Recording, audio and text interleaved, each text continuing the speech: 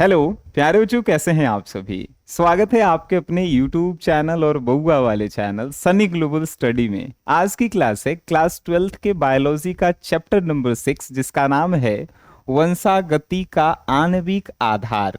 इस चैप्टर के जो है VVI सब्जेक्टिव क्वेश्चन करेंगे, वैसे क्वेश्चन जो 2011 से लेकर के 2026 के एग्जाम में पूछे गए हैं और आपके 2027 के पेपर के लिए इंपॉर्टेंट है। तो चलिए आज की इस क्लास की जो है हम लोग शुरुआत करते हैं। इस पूरे जो है चैप्टर से लगभग 20 क्वेश्चन हैं और एक एक क्वेश्चन जो है हम आपके दिमाग में डाल करके जाएंगे।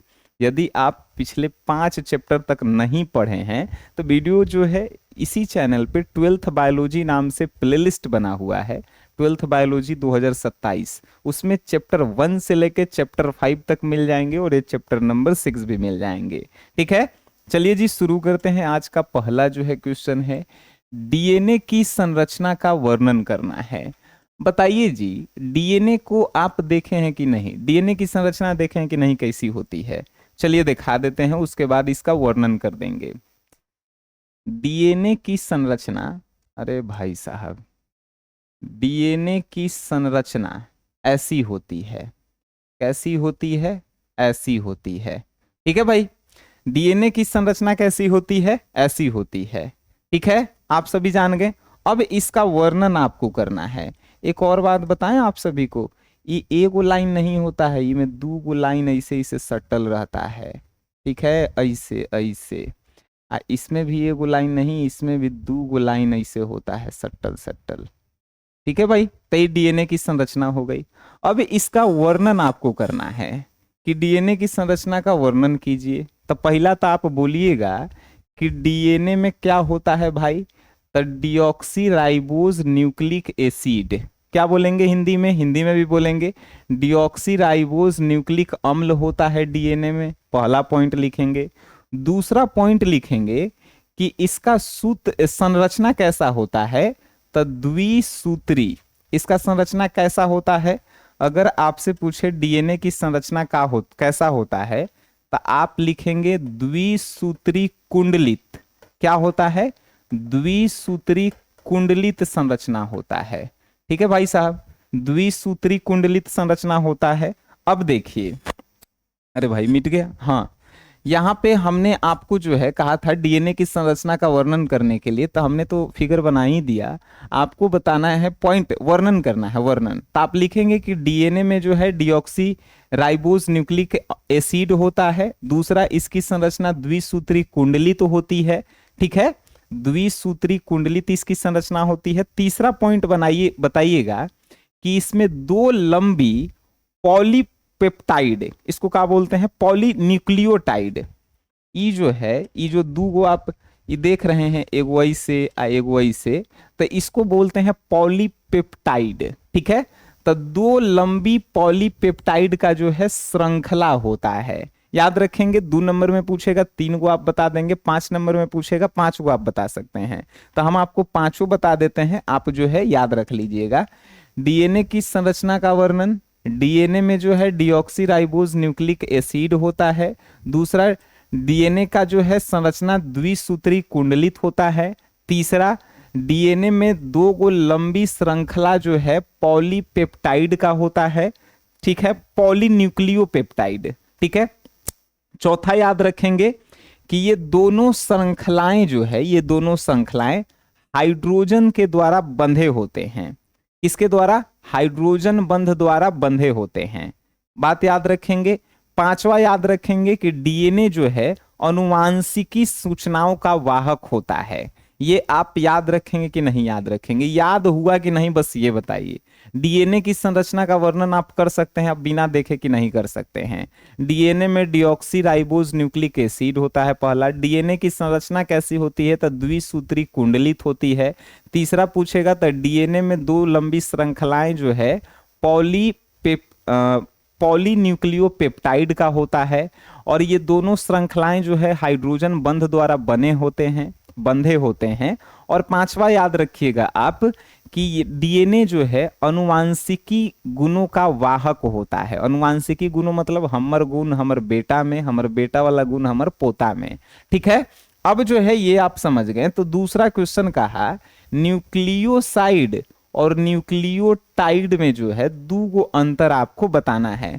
तो देखिए भाई, सिंपल सा बात याद रखिएगा, सिंपल सा बात है कि न्यूक्लियोसाइड और न्यूक्लियोटाइड में निम्नलिखित अंतर है। एक तरफ आप न्यूक्लियोसाइड और एक तरफ आप न्यूक्लियोटाइड लिखिएगा।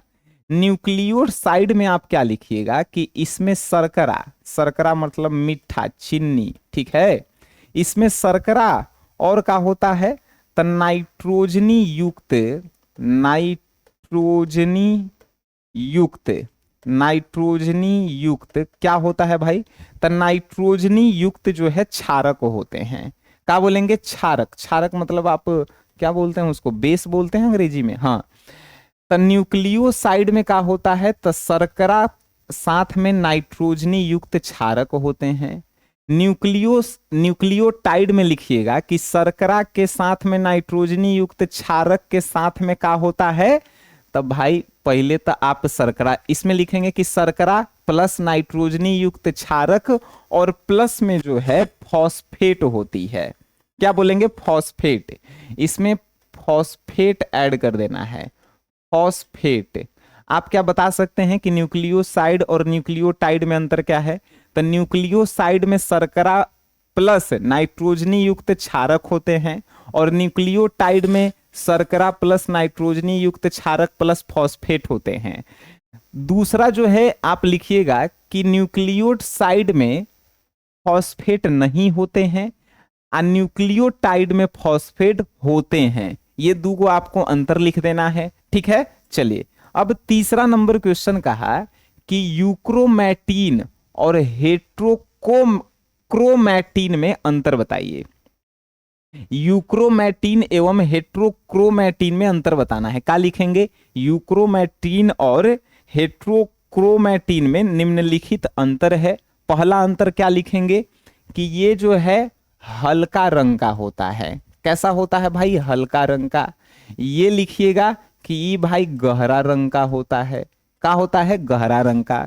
दूसरा आप अंतर लिखिएगा कि ये जो है ढीला और सक्रिय होता है। क्या होता है, ढीला और सक्रिय होता है। सक्रिय मतलब भाई एकदम तत्पर रहता है, सक्रिय। इसमें आप क्या लिखिएगा, हेटेरोक्रोमैटिन में कि ये सघन एवं कम सक्रिय होता है, ठीक है। अब इसमें तीसरा नंबर लिखिएगा कि इसमें जीन जो है सक्रिय रहता है। क्या रहता है, जीन सक्रिय रहता है। इसमें लिखिएगा कि जीन जो है सामान्यतः असक्रिय होता है। असक्रिय मतलब कह सकते हैं निष्क्रिय होता है, निष्क्रिय होता है। अब अंतर आप आराम से लिख सकते हैं, बिना देखे भी आप लिख सकते हैं। आइए कैसे लिखेंगे, लिखेंगे भाई यूक्रोमैटिन और हेट्रोक्रोमैटिन में निम्नलिखित अंतर है। ये लिखेंगे कि हल्का रंग का होता है, ये लिखेंगे भाई गहरा रंग का होता है। फिर इसमें लिखेंगे कि ये ढीला और सक्रिय होता है। इसमें क्या लिखेंगे कि ये जो है सघन एवं कम सक्रिय होता है। तीसरा नंबर लिखेंगे भाई साहब कि इसमें जीन सक्रिय होता है। इसमें लिखेंगे कि भाई जीन जो है सामान्यतः निष्क्रिय होता है। याद होना चाहिए, पढ़ाई ऐसा कि आपके क्लास में ही याद हो जाए।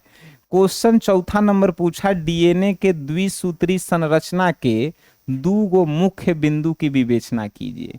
अभी हम बताए हैं कि ये जो डीएनए हम लोग बनाए हैं इसकी संरचना, इसके दो गो जो है डीएनए जो संरचना हम आपको बनाए हैं, ये डीएनए संरचना के जो है आपको दो गो जो है मुख्य बिंदु बता देना है। तो क्या बताइएगा, पहला तो आप बता सकते हैं सर कि डीएनए जो है डीऑक्सीराइबोज न्यूक्लिक अम्ल इसमें पाया जाता है। दूसरा क्या लिखेंगे कि ये जो है द्विसूत्री कुंडलित संरचना इसकी होती है।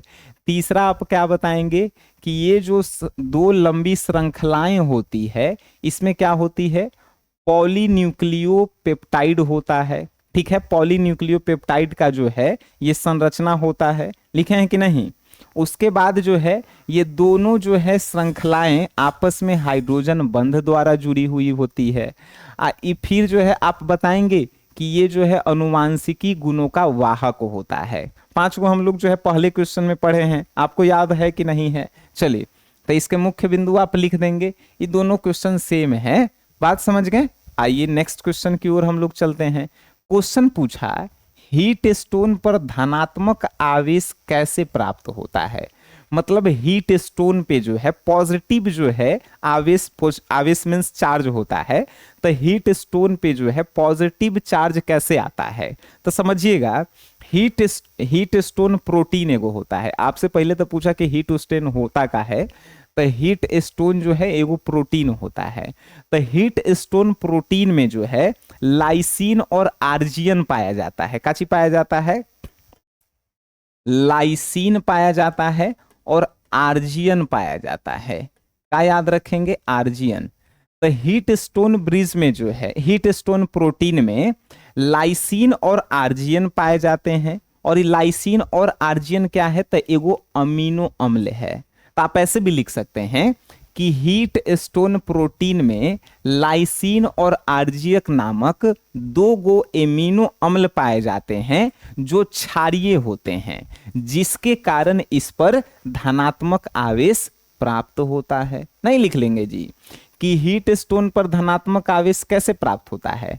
तो हीट स्टोन प्रोटीन पर धनात्मक आवेश इस प्रकार प्राप्त होता है कि हीट स्टोन प्रोटीन में आर्जियन और लाइसिन दो गो एमिनो अम्ल पाए जाते हैं जो क्षारीय गुण दिखाते हैं, जिसके कारण जो है हीट स्टोन पे धनात्मक आवेश प्राप्त होता है। ये लिख लेंगे। चलिए 5वां नंबर हो गया।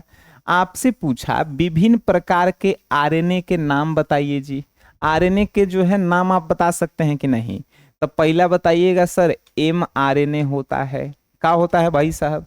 एम छोटा वाला लिखिएगा, आरएनए बड़ा वाला लिखिएगा।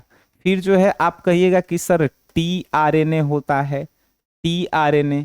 फिर जो है आप तीसरा नंबर का बताइएगा कि एक होता है आर आरएनए। आर छोटा है, आर छोटा, आर आर एन ए। अब कहिएगा कि सर एम का मतलब क्या है? तो मैसेंजर आरएनए होता है। टी का मतलब क्या है? ट्रांसफर आरएनए होता है। आर का मतलब यहाँ पे क्या है? तो राइबोसोमल आरएनए होता है। ठीक है, इसका पूरा नाम एम आरएनए का मैसेंजर आरएनए, टी आरएनए का ट्रांसफर आरएनए, आरएनए का जो है राइबोसोमल आरएनए। याद रखेंगे ये आरएनए के जो हैं विभिन्न प्रकार हैं। ठीक है जी। चलिए अब क्वेश्चन आपसे पूछा 7वां नंबर कि डीएनए प्रतिकृति के लिए आवश्यक किन्हीं दो एंजाइम के नाम लिखना है और प्रत्येक के किसी एक विशिष्ट कार्य लिखना है। मतलब डीएनए प्रकृति के जो है दो गो जो है एंजाइम के, तो पहले नाम लिखिए। तो पहला नाम लिखिएगा डीएनए पॉलीमर्स। क्या लिखिएगा? DNA polymers. ठीक है, याद रखेंगे। और दूसरा जो है नाम है डीएनए हेलिकेस। क्या याद रखिएगा? DNA helicase, helicase. बात समझ गए? तो आप कहेगा डीएनए प्रकृति के लिए आवश्यक किन्हीं दो एंजाइम के नाम लिखें। तो आप लिख देंगे कि डीएनए प्रतिकृति के लिए आवश्यक दो गो एंजाइम निम्नलिखित हैं। पहला नंबर लिखिएगा डीएनए पॉलीमर्स और दूसरा नंबर लिखिएगा डीएनए हेलिकेस। अब पूछा है कि किसी एक के विशिष्ट कार्य का वर्णन करें। किसी एक के नहीं पूछा है, प्रत्येक के, मतलब दोनों के जो है काम बताना है।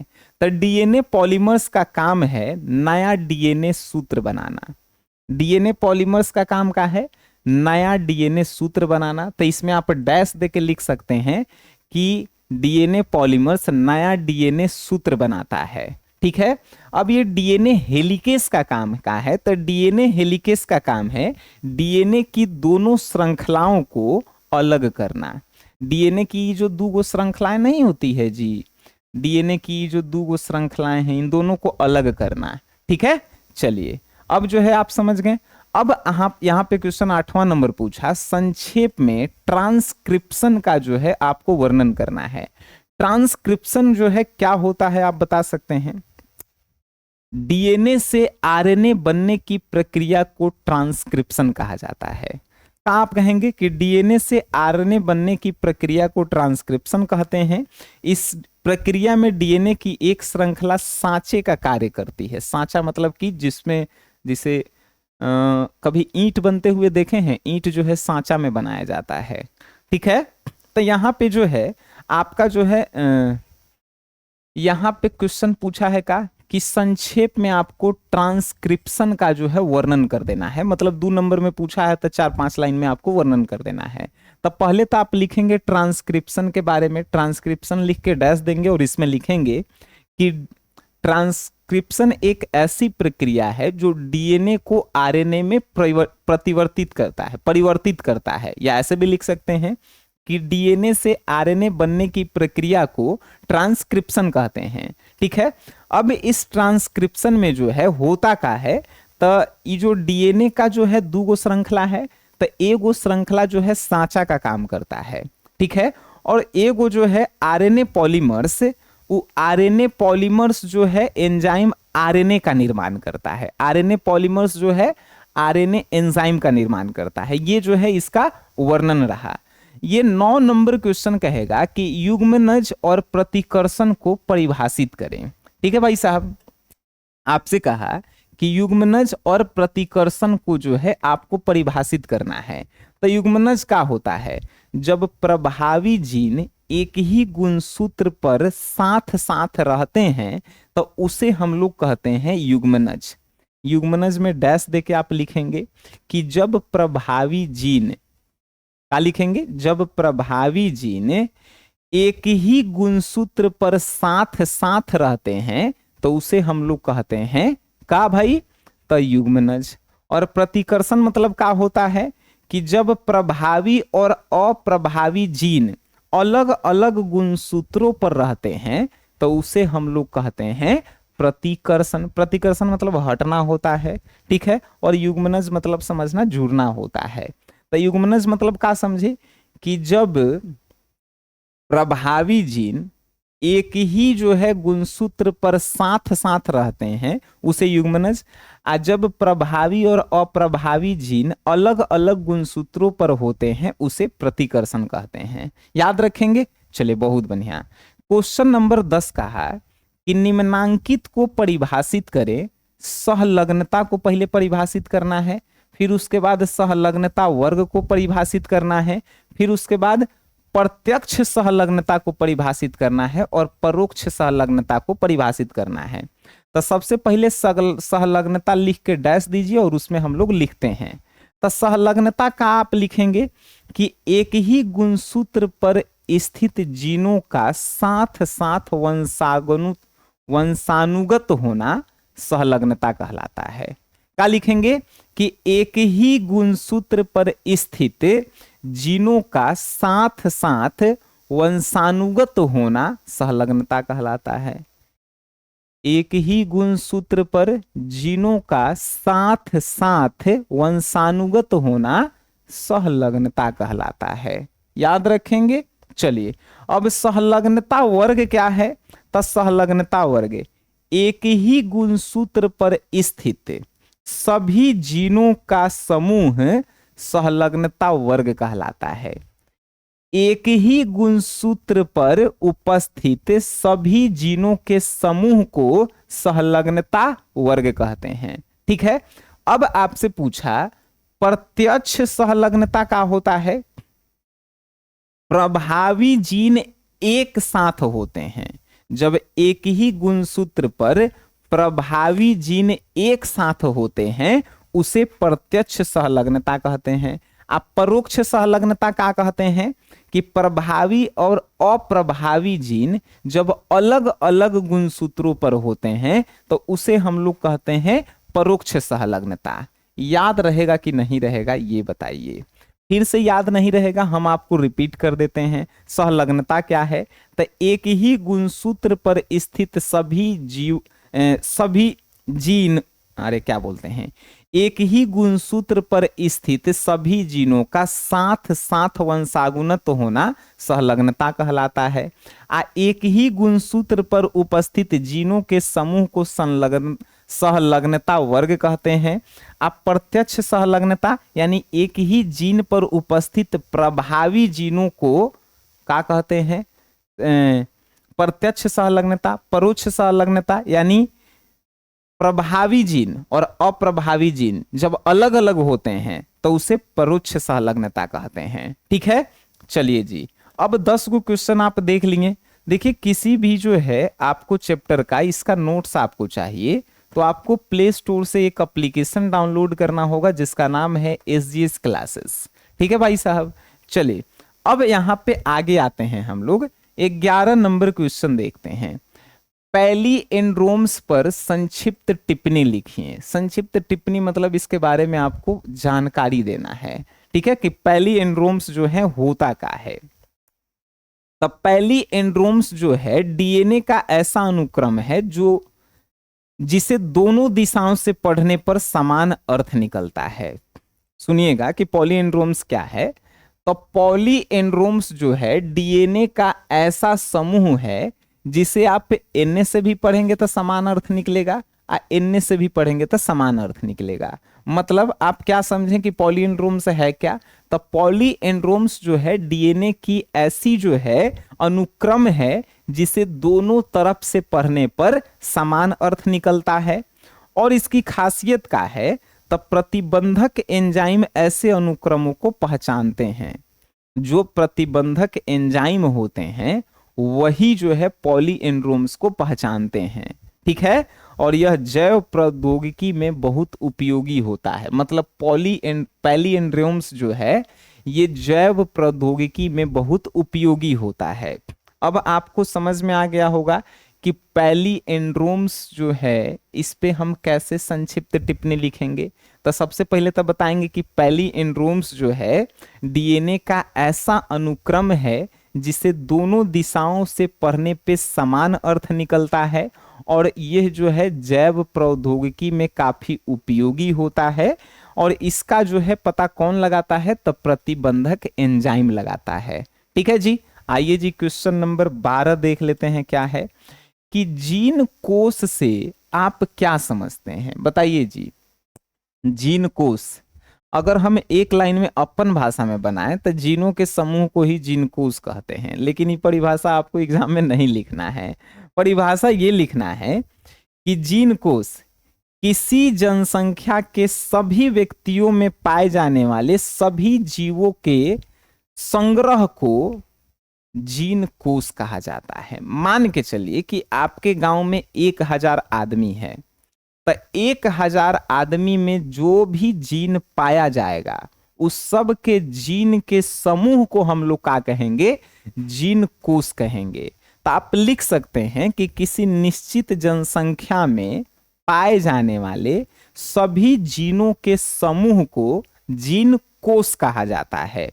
और यह जो है जाति की आनुवंशिकता विविधता को दर्शाता है। मतलब जैसे मान के चलिए गांव शहर में नहीं होता है कि एगो मछुआ टोली हो गया तो एगो ई टोली हो गया तो ऊ टोली हो गया। मतलब समझिएगा आप हम क्या कहना चाहते हैं।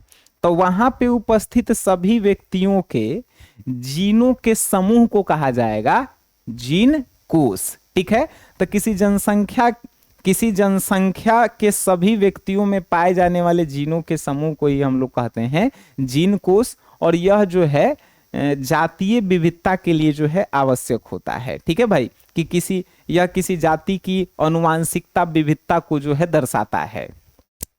जीन कोश क्या दर्शाता है, तो किसी जाति की आनुवंशिकता विविधता को दर्शाता है। चलिए जी, क्वेश्चन आपसे पूछा प्रारंभ कूट और समापन कूट का जो है वर्णन करना है। बताइए जी प्रारंभ कूट क्या है। प्रारंभ कूट किसे कहते हैं, तो जो प्रोटीन की निर्माण करता है उसे हम लोग कहते हैं प्रारंभ कूट। बात समझ में आया, यानी प्रोटीन संश्लेषण की शुरुआत करने वाले कूट को प्रारंभ कूट कहते हैं। आप क्या कहें, प से प्रारंभ और प से प्रोटीन। तब प्रोटीन बनाने वाले कूट को भी प्रारंभ कूट कहते हैं, या आप ऐसे भी कह सकते हैं कि प्रोटीन संश्लेषण की क्रिया की शुरुआत करने वाले को प्रारंभ कूट कहते हैं। और जैसे में आप लिख दीजिएगा AUG, ये जो है प्रारंभ कूट के उदाहरण हैं। ठीक है, आप क्या लिखेंगे, प्रारंभ कूट किसे कहते हैं, तब प्रोटीन संश्लेषण की शुरुआत करने वाले कूट को प्रारंभ कूट कहते हैं, या आप ऐसे भी लिख सकते हैं कि प्रोटीन बनाने वाले कूट को प्रारंभ कूट कहते हैं। ठीक है, अब समापन नाम से ही आप समझ गए होंगे, वैसे कूट जो प्रोटीन का निर्माण नहीं करते हैं उसे समापन कूट कहते हैं। ठीक है भाई साहब, आप लिख सकते हैं कि नहीं, या समापन मतलब समाप्त भी होता है ना, तो वैसे भी लिख सकते हैं प्रोटीन संश्लेषण को समाप्त करने वाले कूट को जो है समापन कूट कहते हैं। अब समापन कूट के एग्जाम्पल आपसे पूछ देगा तो क्या लिखिएगा, समापन कूट के उदाहरण लिखिएगा UAG, क्या लिखिएगा भाई साहब, UAG, या एगो और उदाहरण होता है, एगो और है UAA, UAA। ठीक है, आप लिख देंगे प्रारंभ कूट क्या है, प्रोटीन संश्लेषण की शुरुआत करने वाले कूट को प्रारंभ कूट कहते हैं, जैसे AUG, और प्रोटीन संश्लेषण को समाप्त करने वाले कूट को क्या कहते हैं, समापन कूट कहते हैं, जैसे में एग्जाम्पल डालिएगा। ठीक है, यहां पे सेम क्वेश्चन कहा है, प्रारंभ कूट क्या है, इन्हें लिखें। 14 नंबर लिख देंगे जी कि प्रोटीन संश्लेषण की शुरुआत करने वाले कूट को जो है प्रारंभ कूट कहते हैं। एग्जाम्पल आप अटका डालिएगा AUG। ठीक है, किसी को कोई दिक्कत नहीं है। आप ये भी लिख सकते हैं कि ये जो प्रारंभ कूट है, एक और बात बता देते हैं कि प्रारंभ कूट ये मेथियोनिन एमिनो अम्ल के लिए कूट करता है। अब इतना आप नहीं याद रखेंगे, ये थोड़ा सा टेढ़ा नाम है। ठीक है, जितना हम बताएं उतना ही याद रखिए। ओपेरॉन को परिभाषित करें तथा इसके संघटक जीनों के नाम बताएं। बताइए जी, ओपेरॉन क्या है, ओपेरॉन क्या है समझिए।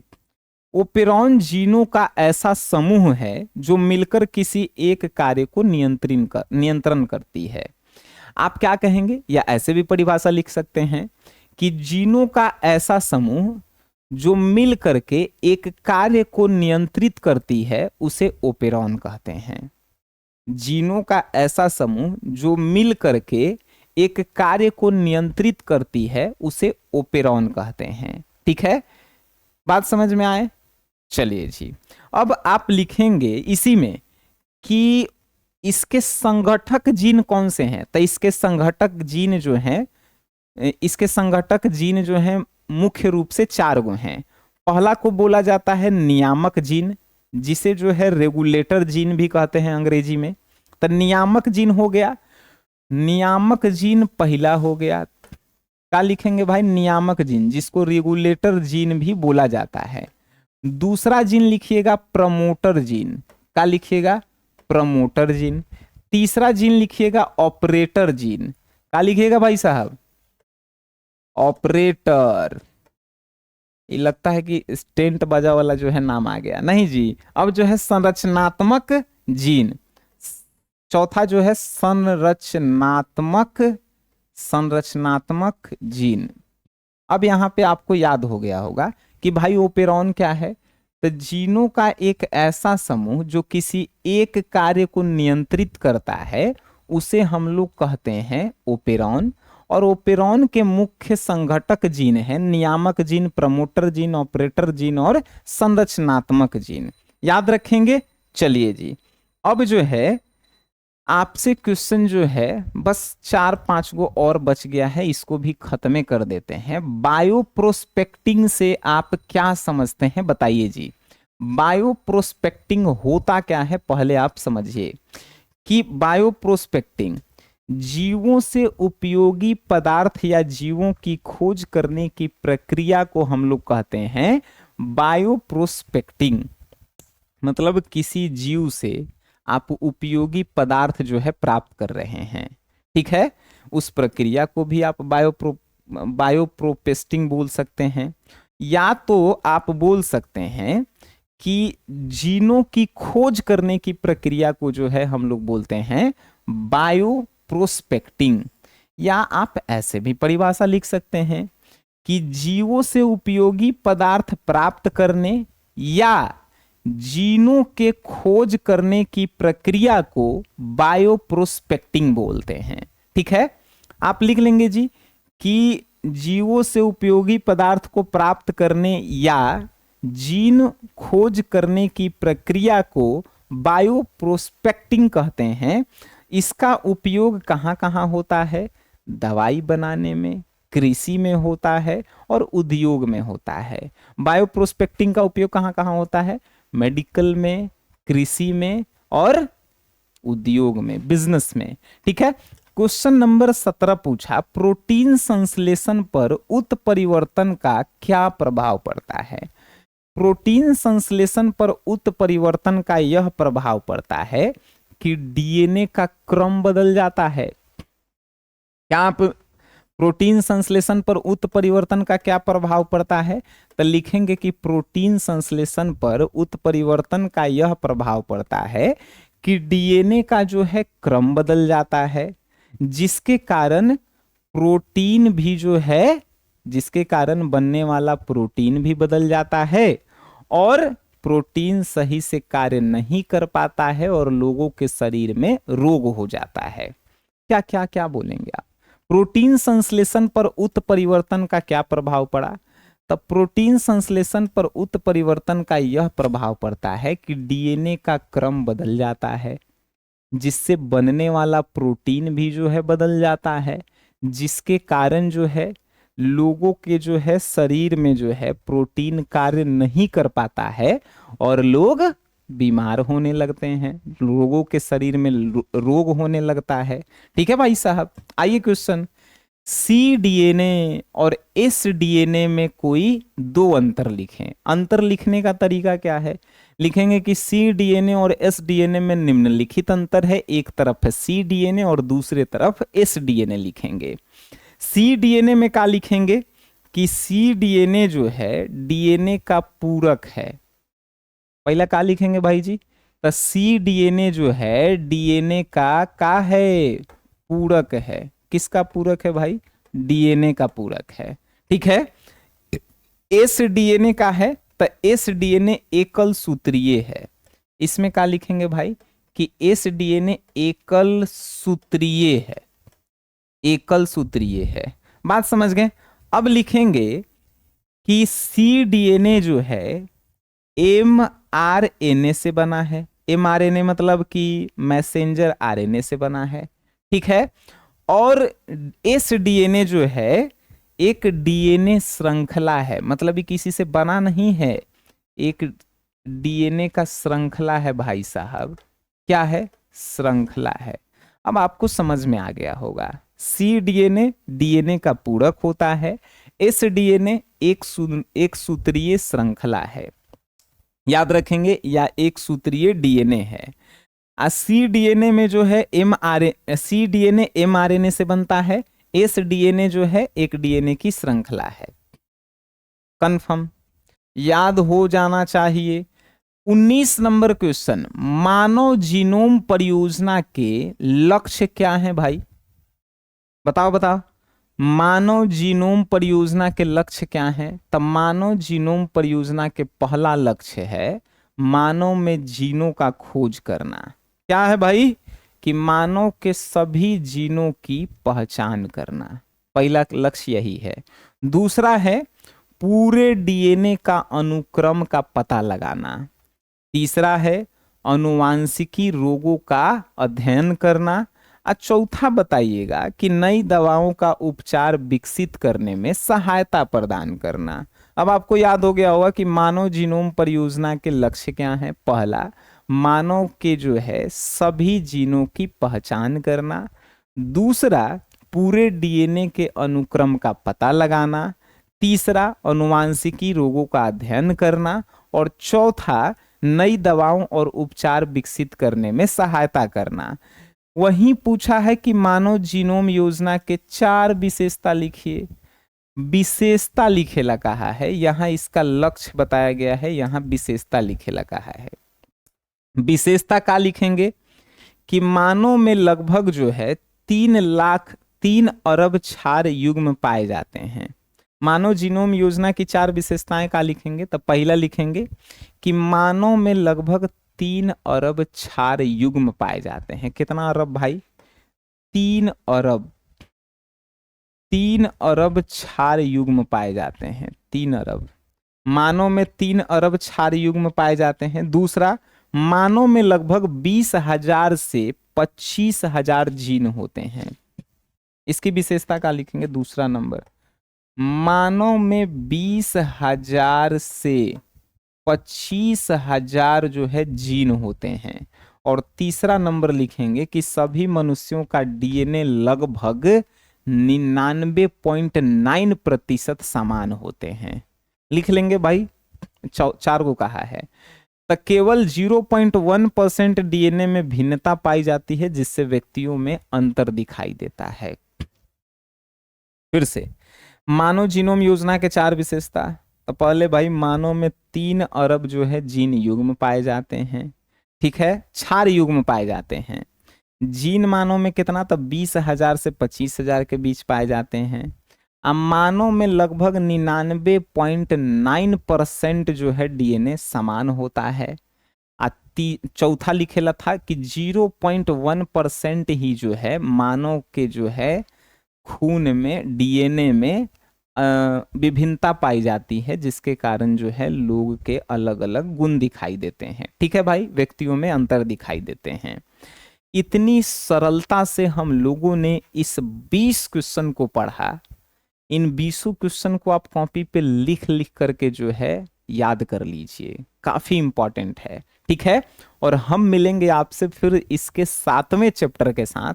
यदि आपको बायोलॉजी में किसी भी चीज में, किसी भी टॉपिक में आपको दिक्कत है, आप हमें बताएंगे, या प्ले स्टोर से SGS क्लासेस ऐप को आप डाउनलोड कर लेंगे। यहां से आपका दुख और समस्या दूर हो जाएगा। ठीक है भाई साहब, मिलते हैं हम लोग नेक्स्ट क्लास में। आज के लिए इतना ही, तब तक के लिए टाटा बाय बाय, धन्यवाद आप सभी लोगों का।